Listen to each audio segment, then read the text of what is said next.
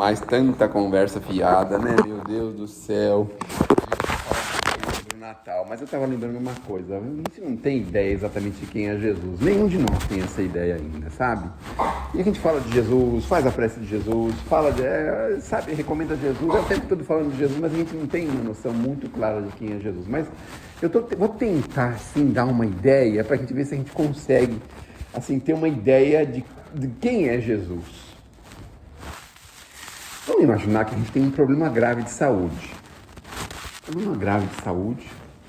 E aí a gente está na nossa casa. Estamos em casa com um problema grave de saúde. Já fomos em diversos médicos, fizemos cirurgia, fizemos um monte de coisa. Tem um monte de problema. E nós temos esse problema grave de saúde. Vamos imaginar. Imagina, só imaginar. E aí a gente ouviu falar que existe um senhor que é um especialista no assunto. E além de especialista, ele é disruptivo, ou seja, ele faz totalmente contrário às coisas que os médicos costumam fazer. Faz as coisas totalmente contrárias. E nós sabemos que os resultados dele são impressionantes, impressionantes. Só que a gente nunca pôde consultá-lo porque nunca esteve ao nosso alcance os recursos para conquistar esse médico, consultar com este médico. E aí nós estamos lá em casa e tal, pensando, meu Deus, esse problema, como é que eu vou resolver? E a gente está arrumando um jeitinho daqui, um dali, vai quebrando um galinho daqui, outro dali, e vai vivendo, mas com um pouco de dificuldade, com necessidades, com falta de qualidade, a gente vai vivendo, de repente toca a campainha da nossa casa. Toca a campainha da nossa casa. E aí, quem é? Aquele médico. Você fala, meu Deus do céu, será que ele tocou na casa errada? Aí você vai abrir a porta, pois não, senhor. Fala, a senhora que é fulano, ciclano? É, sou eu mesmo. Então eu vim aqui fazer uma consulta para você. Imagina só. Mas, doutor, eu não posso pagar a consulta do senhor. Não. Você não vai precisar pagar nada. Vamos saber qual é o seu problema. Então, por favor, entra. Aí ele entra. E vai na nossa casa, senta lá na sala. Aí ele começa conversando com a gente. Bom, e aí, o que aconteceu com você? O que acontece? Eu tenho esse problema há muitos anos e já fui em diversas coisas, já fiz cirurgia, já fiz isso, já fiz aquilo outro, e não deu certo. E ele vai conversando e vai escutando a nossa conversa. E aí ele começa a conversar, a falar com a gente, dando alguns caminhos. Alguns caminhos, assim. Muito bem, você tem costume de fazer tal coisa? Quando você vai, por exemplo, se recolher para se deitar, o que você faz? Você se alimenta de alguma coisa? Ele vai começando a falar coisas que a gente nunca tinha pensado. E aí ele fala assim, simplesmente você tem que parar de fazer tal coisa, começar a fazer tal coisa. A gente fala, meu Deus do céu, mas é tão simples assim? Aí ele fala, sim, é simples. Não é simples, né? Aí você pensa assim, mas como que eu nunca tinha pensado nisso? Meu Deus do céu, como que ninguém nunca tinha falado isso? Então, aquele médico se despede da gente e no dia seguinte a gente começa a atender as suas resoluções e nós começamos a perceber que nós estamos melhorando. Você fala, meu Deus do céu, o que aconteceu comigo? Por que ele veio até aqui? A gente não tinha ideia de que isso podia acontecer. Na década de 90, pouco antes de 90, eu conheci o Chico Xavier. Aí eu fiquei tão entusiasmado com ele. Meu Deus, o Chico e aquela coisa toda, né? E olha que o Chico nem chega perto de Jesus. Ele mesmo falava isso, né? Aí eu sabia que o Chico vinha para São Paulo de vez em quando. Sabe o que eu comecei a pensar? O Chico podia vir na minha casa. Comecei a pensar isso. Falei, vai ter que vir na minha casa. Eu preciso vir na minha... Já pensou se ele vir na minha casa? Estou pensando isso. Agora vamos imaginar a figura de Jesus, esse Celso de Jesus. A gente vai lá, vê aquele trabalhão dele. Vamos imaginar que por um motivo ou por outro a gente seja colocado de novo lá junto de Jerusalém e vê Jesus ali pregando o Sermão do Monte, fazendo alguma coisa que a gente já conhece. E fala, meu Deus, bem que ele podia ir na minha casa. Sabe assim, na minha casa. E a gente alimenta aquela coisa na gente, aquela vontade, aquele desejo que Jesus vá na nossa casa. E aí a gente volta para casa, estava meio numa espécie de sono, assim, volta para casa. E de repente, Jesus aparece na nossa casa. Olha só. Então a gente não tem ideia, sabe por quê? Porque assim, o maior espírito que já passou pela Terra, para nós, a gente é tão imperfeito, tão imperfeito. É como mais ou menos uma formiga assim, que mora embaixo de um shopping center, sabe? Aí ela sobe lá, vê aquele monte de gente, flor, luz, não sei o que, aquele movimento. Meu Deus, mas que povo bobo, andando pra lá e pra cá à toa, não carrega nenhuma folha nas costas, nada. Não é? Não aproveita, né? Não aproveita o tempo, andando pra lá e pra cá, nesse mundaréu aí. A gente é mais ou menos assim, que nem uma formiga. A gente tem noção, não é? E de repente a gente começa a ter essa sensação de que Jesus é aquele maior ser que já passou pela Terra. E aí ele se aproxima de nós e ele sabe tudo ao nosso respeito. Tudo, ele sabe tudo. Aí tem umas coisinhas que você fala assim, isso aqui eu não vou falar para Jesus, é melhor não falar, né? Porque é melhor ficar só para mim, né? É melhor ficar só para mim isso aqui, melhor não falar nada para ele, né? Mas ele sabe tudo ao nosso respeito. Já imaginou uma pessoa que sabe tudo sobre a gente? Vocês lembram das passagens de Jesus que ele falava, né? A mulher samaritana, lembra da mulher samaritana? Estava lá pegando água, mas você já teve 7 maridos. Quê? Eu nunca me casei. Lembra disso? Sabia tudo sobre, não dava para esconder nada do Cristo, nada, absolutamente nada. Tem uma passagem de Jesus que está lá, o senador romano, queria conversar com ele na calada da noite, lá o Públio Lentulus, aí ele fica esperando Jesus passar lá, Jesus passa, encontra com ele, e ele não consegue falar, não consegue fazer nada, ele só consegue ficar ajoelhado diante de Jesus. Imagina um senador romano, vamos imaginar assim, um ministro do Supremo Tribunal Federal, assim, ajoelhado no meio da praça pública de um camarada que está com uma veste simples, uma espécie de um mendigo. Imagina só, que horror que deve ser, né? Não conseguir falar nada, expressar nada, mandar te prender. Não pode fazer nada, não consegue fazer nada. Não consegue fazer nada. E aí as pessoas pensam assim, mas nós fomos muito mal, prendemos Jesus. Ele só foi preso porque permitiu, que se não permitisse, você fala assim, lembra o que ele falou lá com quem que foi que ele falou lá com o Pilatos? Falou com o Pilatos, olha, se os meus combatentes quisessem combater a meu favor, não tem nem graça, não dava nem graça. Porque quando chegou lá na cruz, alguns historiadores falam que rasgou o céu no meio. Vocês lembram dessa história? Que rasgou o céu no meio, um negócio terrível. Todo mundo começou a ficar com medo e falou, agora vai todo mundo se lascar na terra. Se Jesus quisesse, ele poderia falar assim, pai, em vez dele falar assim, olha o amor dele com a gente. Pai, eles não sabem o que fazem, deixa eles. Não é mais ou menos a mesma coisa quando a gente vai defender o neto do pai dele. Aí o pai que desceu o couro nele fala, meu amor, não, deixa ele, não sabe, é criança ainda, ele não sabe o que faz. Não é? Mais ou menos o que Jesus fez com a gente. Já pensou se Jesus tivesse falado assim, Senhor, eu acho que eu estou conseguindo, vamos refazer a terra novamente, pode acabar com tudo? E a gente refaz a terra, a bola incandescente, o Big Bang direitinho, para a gente refazer de novo, para tornar uma morada, para a gente começar tudo outra vez. Não tem problema que demore mais 6 bilhões de anos, não tem problema, a gente começa de novo. Já pensaram? Então a gente não tem muita noção de quem é efetivamente Jesus, porque a gente ainda está assim, não é resistente para conhecê-lo. Um amigo que apresenta ele pra gente, fala assim, olha, esse aqui é Jesus, meu amigo. A gente tá meio assim, né? Jesus, quem é esse Jesus aí? A gente tá meio resistente, né? Porque estão tentando apresentar pra gente. Olha, a Igreja Católica tentou apresentar pra gente durante 2000 anos. Aí veio Kardec falando pra gente, olha, melhor, quem é que a gente pode seguir como guia e modelo? Será que é o John Lennon ou não? Não é o John Lennon. Vede Jesus. Olha, o guia e modelo para a humanidade. Vede Jesus. Então Kardec veio apresentando Jesus para a gente. Aí, como se não bastasse, veio Chico Xavier e o tal do senador que renasceu lá, voltou, foi e voltou. E aí ele veio também apresentar Jesus de uma forma assim espetacular.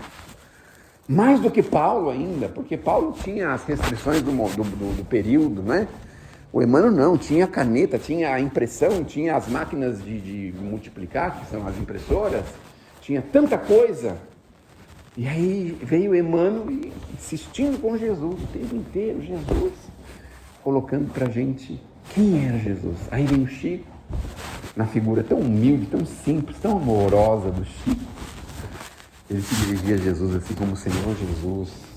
Até para o Emmanuel ele falava Senhor Emmanuel, Senhor Emmanuel, Senhor Emmanuel, Senhor Emmanuel. E aí ele vai mostrando pra gente Jesus de uma forma que ninguém nunca tinha visto. Prática do bem, da caridade, lembrando, dá a impressão até que ele foi um dos apóstolos, porque vocês lembram lá atrás, quando Jesus foi lavar os pezinhos dos apóstolos, Pedro falou assim, meu pé não, Jesus, que é isso? Aí ele falou assim, quem quiser ser o maior, que seja o servidor de todos, mas ele não falou só isso, sabe o que mais ele falou? Os meus discípulos serão reconhecidos por muitos se amarem. Olha só. E aí vem o Chico, aquela figurinha franzina, né? Simplesinho, um jeitinho simples de viver, a vidinha simples, tudo simplesinho dele. E aí aquele enorme, um gigante em Jesus, porque todo mundo que via o Chico via Jesus, os ensinos de Jesus. Até os nossos irmãos protestantes tinham isso, porque eles respeitavam tanto o Chico, todos os religiosos respeitavam o Chico, apesar de ser espírita. Eles pensavam assim, ele vai para o inferno, mas ele aqui na Terra está fazendo um bom trabalho, reconhecemos, né? Não é? Um dia tinha uma conversa de duas senhoras num banco, antes do Chico desencarnar em 2002. Elas estavam conversando o seguinte, eu falo, escuta, você sabe por que o Chico não morre? Vocês conhecem a conversa? Diálogo, não, conversa. Aí ele falou, não, irmã, por que ele não morre? É porque Deus não sabe o que fazer com ele. Mas como assim não sabe o que fazer com ele? Falou, sim, pelo certo ele tinha que ir para o inferno, porque ele falou com os espíritos. Mas, como ele trabalhou na caridade, ele tem que ir para o céu. Então Deus está em dúvida se manda ele para o céu ou manda ele para o inferno. Não sabe o que fazer com ele, por isso que ele não morreu ainda. Olha as conversas que o povo tinha dele. Consideração, né? Porque o exemplo de caridade, de amor, de bondade, de sabedoria, quem conviveu com ele, levava qualquer assunto lá. Por exemplo, Chico, o Palmeiras tem mundial? Perguntou para ele uma vez. Eles perguntaram para o Chico, é verdade isso, perguntaram para o Chico. É que tem um pequenininho ali com a camisa do Palmeiras, tô mexendo com ele. Para ele não dormir, né? Para ele não dormir. Então perguntava pro Chico, por exemplo, sobre o Pelé. Queria saber do Pelé. Ele falava, ai, Pelé, que pena que o Pelé parou de jogar futebol. Ele devia ter ido mais um pouco. Porque parece que o Pelé parou muito cedo, não foi? Com pouca idade, não era a idade normal que os jogadores param.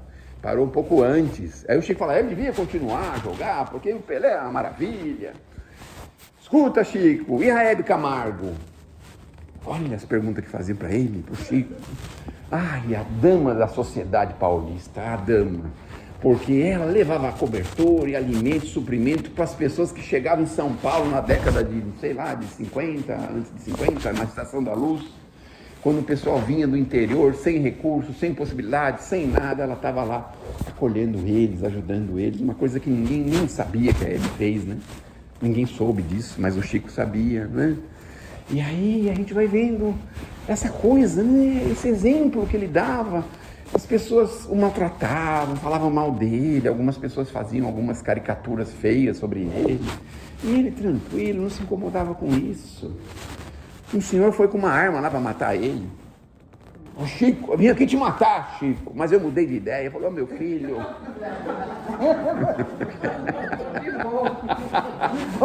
Não perca seu tempo, meu filho, não perca seu tempo. Eu logo vou ter que morrer mesmo, fica tranquilo.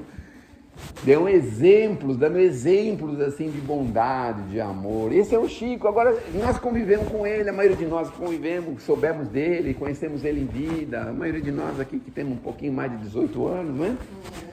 porque o Chico foi em 2002, não foi? Então são 22 mais ou menos, né, que ele foi. Acho que 31 de julho, se não me engano, 2002, na última Copa do Mundo. Na última Copa do Brasil. Junho, né? Ganhou, na última Copa do Brasil, que o Brasil ganhou. Aliás, não quero fazer fofoca, viu, gente? Não quero fazer fofoca. Mas eu desconfio que aquela Copa lá foi arrumada para os espíritos, para o Brasil ganhar, viu? Eu desconfio, porque ele só podia desencarnar no momento desse. Foi um pedido pessoal dele, que ele só desencarnasse num momento de explosão de felicidade do povo brasileiro. E aí aconteceu mesmo, porque poucas pessoas lembraram, e ainda assim foi um tumulto lá em Uberaba lascado.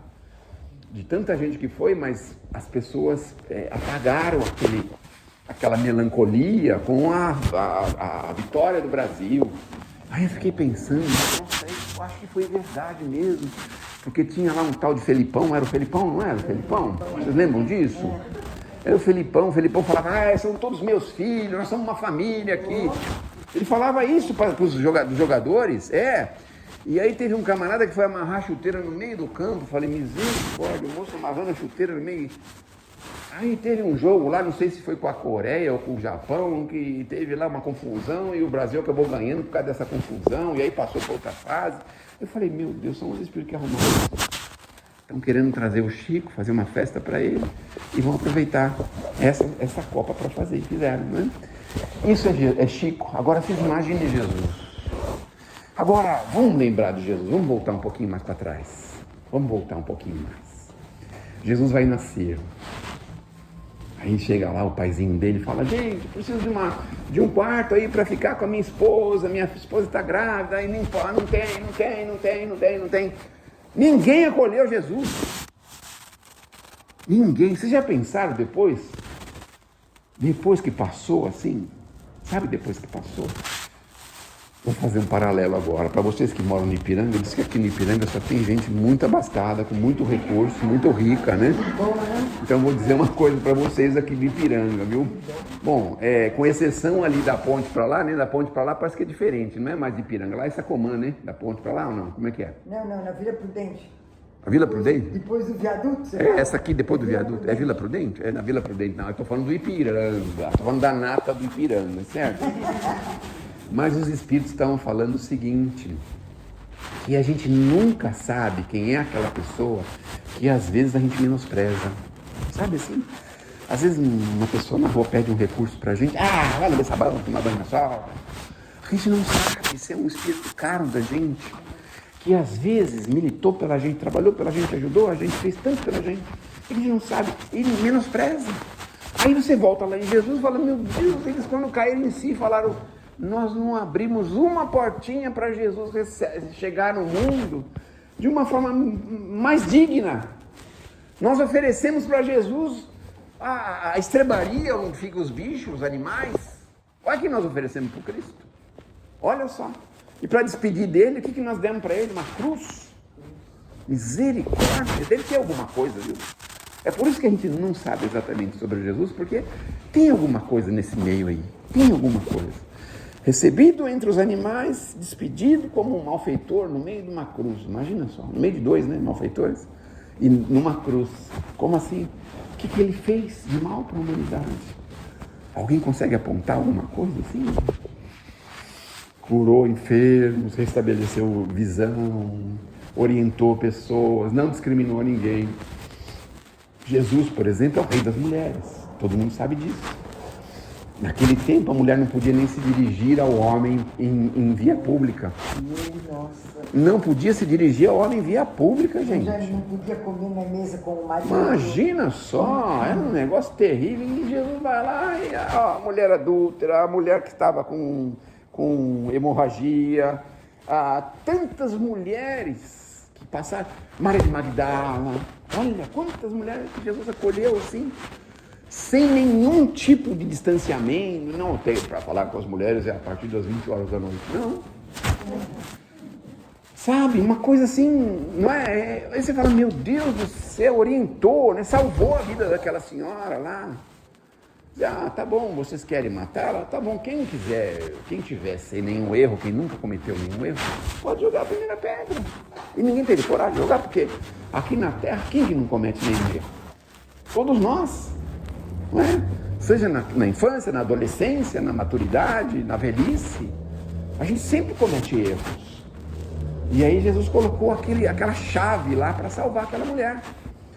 E aí a mulher ficou pensando, meu Deus, Senhor, o Senhor me salvou, e agora? Falou, filha, se eles não te condenaram, muito menos eu, espírito de altíssima envergadura como Jesus, será que ele não teria condição de julgar a mulher? Fala, bom, vamos fazer um julgamento.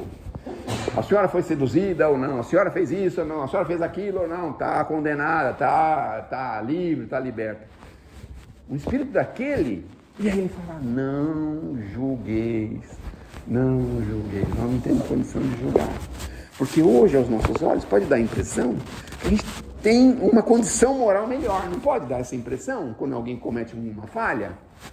Mas quem é que sabe o que nós já vivemos, o que nós já passamos?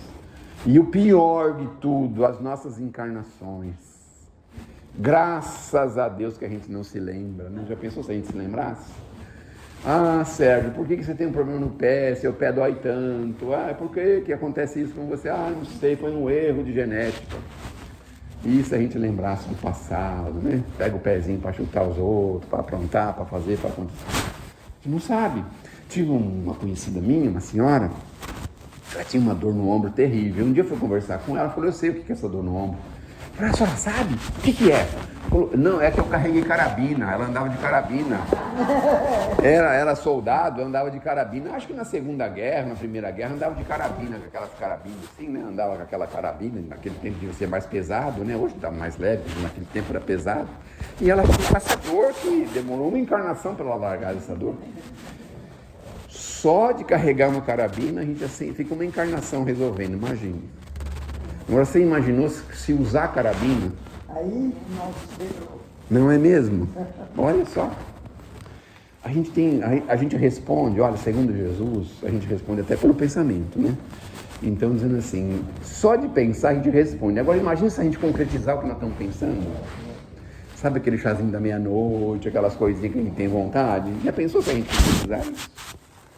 Imaginem só, né? Só de pensar a gente já responde, imagine se concretizar, não é mesmo? Então, Jesus deixou pra gente um código de conduta, um código de amor para todos nós, nos entendermos, nos aceitarmos. Ah, mas a pessoa é muito difícil, deixa ela. Uma coisa que é muito consoladora, sabe o que é? É a gente saber que tudo isso vai passar. Ai, meu filho, vai passar. Ai, minha nora, vai passar. Nós vamos tudo se encontrar. Tudo se encontrar. É como se a gente fosse fazer uma viagem de navio. Ai, que delícia. Alguém já fez viagem de navio? Eu faço todo ano. E aí, você vai lá no saguão do Porto de Santos, aquele mundão de gente, todo mundo vai pegar o navio. Ah, eu quero ir na frente, quero ir na frente. Calma, vai chegar a sua hora, tá vendo? Não vai chegar a nossa hora, vamos passar portal, entrar para dentro do navio, direitinho, olha que beleza, né? Todo mundo vai ter que chegar na sua hora, nós vamos ter que entender, vamos ter que compreender, nós vamos saber que nós vamos ser melhores. Pode demorar, mas a gente vai ser. Ah, mas e aquele malfeitor que trabalha lá em Brasília? Vai chegar a hora dele. Tem malfeitor que trabalha em Brasília? Um monte, né? Eu não sei, foi uma pergunta, vocês que responderam. Se tiver alguém gravando aí, não foi eu que respondi, hein? Vai, obviamente, chegar a hora da gente se acertar, se corrigir, porque para isso tem hora. Então, hoje, estamos se aproximando da simbologia do Natal, porque todo mundo sabe que o Natal é uma simbologia, né? Não é o dia exatamente que Jesus nasceu, aquela coisa, né? É uma simbologia.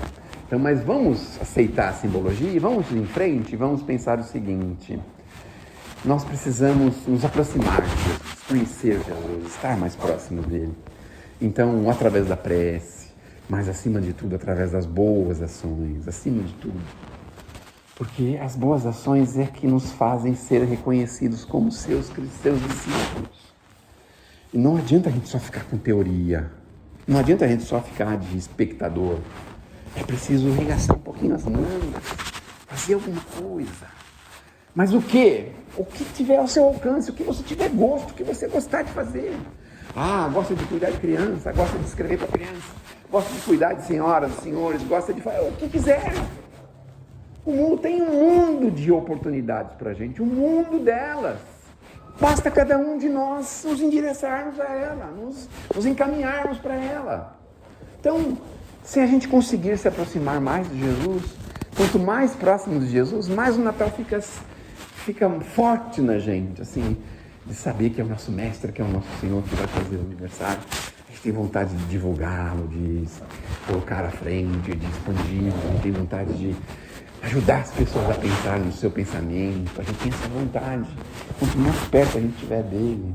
Então, essas músicas que exaltam Jesus. Só porque eu falei do seu time? Obrigado. Como é que é o seu nome mesmo? Felipe? Felipe. Agora eu não sei se eu tomo água agora ou se eu tomo depois. Não era para sua mãe, não? Era para mim? Vou deixar aqui, daqui a pouco eu tomo. Porque falou muito, então fica com a garganta seca. Ou então ele está falando para mim parar de falar também, né? Então, se aproximar mais do mestre, se aproximar mais e entender assim as nossas questões. E aí, Senhor, devo pagar tributo ao César? Agora vai chegar o imposto de renda em março. Qual a resposta dele? Daí a César tem César e a minha tem... Como é que é? Paga ou paga? Aqui no Ipiranga tem muito esse problema, porque as pessoas ganham muito, né? E aí tem que pagar muito imposto, não é mesmo? Mas qualquer pergunta que você tiver, faça para ele. Aí você vai acender um cigarrinho, por exemplo, e fala assim, eu aceito o cigarrinho? Como será que ele vai responder, né? No dia de Natal, Senhor, essa daqui é uma vodka, é uma bobagemzinha, o que você acha? Quer um golezinho? Talvez se a gente oferecesse vinho, ele até aceitasse, né? Mas não o vinho moderno, o vinho antigo. O vinho antigo, não sei se vocês sabem, ao tempo de Jesus, era dissolvido 1 para 10. 1 litro para 10 litros. Então aquele jarro de 12 litros era 1 litro de vinho só que punha. Justamente para tornar a água um pouquinho melhor, porque a água tinha muitas impurezas, muitos problemas. Hoje ainda tem, né? Mas hoje a gente tem mais meios de combater essas impurezas. Então, as nossas questões a gente pode remeter para ele. Dizer assim, Senhor, o que eu faço agora diante dessa situação? Diante daquela situação? Conversa com ele, tem resposta para tudo para a gente. Se a gente ir conhecendo o Evangelho, a gente vai ver que tem resposta para tudo. O grande e grave problema é que, na maioria das vezes, o que acontece com a gente? A gente faz a pergunta, mas já sabe a resposta. A gente não quer a resposta do outro, a gente quer confirmar a nossa resposta. Não é assim? A gente faz, né? Então, fazer a pergunta assim, aberta. Não tem a história do seja feita a vossa vontade? Não tem essa história? Mas isso é tão difícil, se a gente pensar bem, não é difícil? É muito difícil, seja feita a vontade de Deus, é muito difícil para a gente. Mas, conforme a gente vai se refinando nessa amizade com o Cristo, mais a gente vai entendendo que nós vamos vivendo melhor. Quanto mais cristãos, mais qualidade. Quanto menos cristão, mais dificuldade. Então, vem ali uma notícia inesperada, uma pessoa que teve lá um problema grave de saúde, um irmão nosso que teve que desencarnar, a gente fica abalado, fica dias e dias, semanas e semanas alterado, abalado, chateado. Vai no médico, o médico fala, tem que fazer tal coisa, aí é complicado, demora a recuperação, a gente fica triste, chateado, aborrecido. Então a gente não tem uma noção muito clara de como que é viver com o Cristo, naquela confiança. Lembram lá atrás?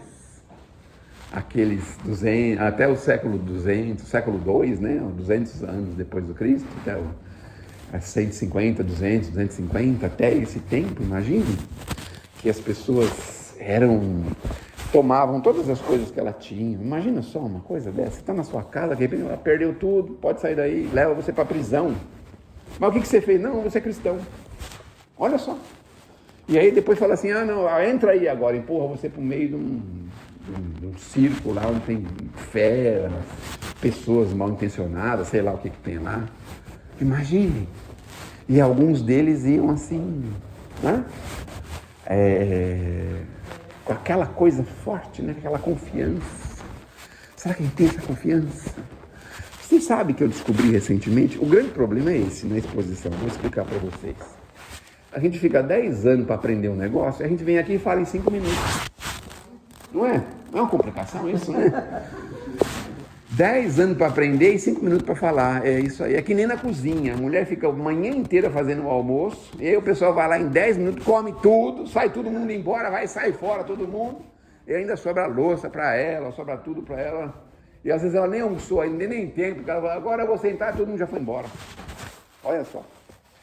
Então, o que eu descobri recentemente é que nem todos aqueles que foram martirizados nos circos, naqueles lugares, nem todos iam ter o mesmo desdobramento do que aqueles cristãos que foram exatamente para fazer isso. Alguns estavam em expiação, outros em provas nesses circos aí. E eu posso provar isso. Onde que eu vi isso? Tem um livro que se chama 50 anos depois, que tem o escravo Nestório, não é? É os 50 anos, né? 50 anos. O escravo Nestório. Ele tem um filho. Não tem um filho? Tem. Que se apaixona por uma moça chamada Célia, não é isso? É a Célia? Ele era judeu, né? É. Naquela época, romano com judeu. Não dava certo. Né? Então, o filho do Nestório passou pelo martírio do circo, mas ele ainda tinha muitas encarnações para resolver problemas do passado, olha só. Então, ele despertou para o Cristo, mas ainda assim precisava resolver algumas questões muito antigas. Então, resignemo-nos, pensemos em Jesus, estejamos prontos, porque nós podemos ser reconhecidos se muito nos amarmos. Aprendamos a nos amar, porque essa é uma época de amor. Aprendamos a amar aquelas pessoas que convivem com a gente, familiares. Às vezes a gente tem uma dificuldade com aquele familiar que chegou agora, um genro, uma nora, às vezes um familiar que veio de fora, do interior, a gente tem dificuldade com ele. Mas vamos fazer uma forcinha, né, para a gente aceitar, abrandar o nosso coração. Eu, em particular, muitas vezes fico um pouco nervoso diante de algumas atitudes de pessoas ao meu redor, filho, essas coisas, netos, né? E a minha esposa fala, calma, né? Então agora é a hora de eu também exercitar o amor cristão, quer dizer, entender, não é? Que as pessoas têm os seus defeitos, têm as suas dificuldades, têm os seus compromissos. A gente entender isso e poder conviver, porque quando a gente convive com entendimento, fica tão mais fácil, né? Por que alguns amigos da gente conversam com a gente tão abertamente? Porque sabe que a gente vai entender eles. Às vezes ele não conversa com o familiar, porque o familiar vai apontar o dedo, vai falar, vai fazer, vai acontecer, né? Mas o amigo não, ele escuta você, e aí fala, segura um pouquinho a onda, vai para uma direção, vai para outra. Ele pode te ajudar bastante. Então, que a gente possa abrir o nosso coração no sentido de entender as pessoas. E se tivermos alguma prova de fogo, né, para passar nos próximos dias, eu digo prova de fogo, assim, alguma notícia, alguma novidade, alguma coisa forte, né, a gente esteja preparado, pensando o seguinte, no fim, essa era uma frase da minha mãe, sabe? No fim, dá tudo certo. Então, eu tenho um conhecido meu, antigo também conhecido, e de vez em quando eu saía fazer uma pequena viaginha com ele aqui à periferia de São Paulo, acho que era Itapevi, se eu não me engano, ele tinha um probleminha lá, eu ia lá com ele para ajudá-lo a resolver, e no caminho, toda vez ele falava a mesma coisa. Por quê? Falava assim, a gente faz as coisas tudo certo e dá tudo errado, né? E aí tem um grupo que está na região de Goiânia, naquela região lá, que faz tudo errado. Vocês viram que eu não falei Brasília, né? Eu não falei Brasília. Faz tudo errado e no final dá tudo certo, né? Então, mas isso era uma ideia dele, obviamente uma ideia pequena, porque a gente sabe que fazer as coisas certas só pode dar certo, obviamente, né? Pode demorar, mas com certeza dá certo. Então, que Deus nos abençoe, que possamos ter um ótimo dia de Natal, assim, muito agradável.